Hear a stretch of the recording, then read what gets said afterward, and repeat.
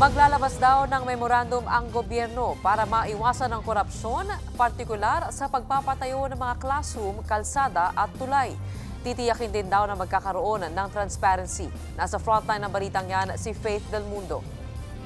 Ang pinaka-importanting tingin kong reforma na iiwang legasya ng ating Pangulo is yung transparency. Ito ang sinabi ni DPWH Secretary Vince Dizon sa ginagawa nilang investigasyon sa korupsyon sa ahensya.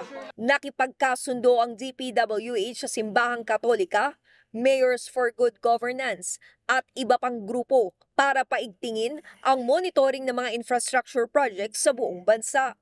Layo nitong protektahan ng kaban ng bayan mula sa katiwalian at korupsyon.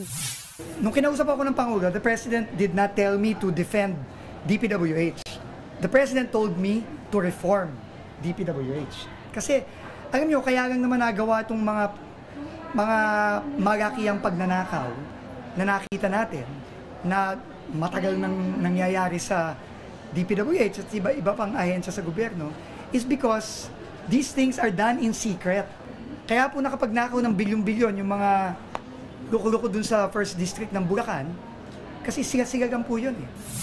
Unang nabisto ang ghost project sa Bulacan. Sa mga susunod na araw daw, isa sa publiko nila ang mga reforma sa transparency, kabilang ang pagbuo ng isang portal. If we are able to do that, together with other reforms, mahihirapan na silang gawin yan. Lalo na yung unprecedented na pagnanakaw na nakita natin, no? Na matagal na namang nangyayari. Hindi lang ito sa flood control projects, kundi pati sa ibang infrastruktura.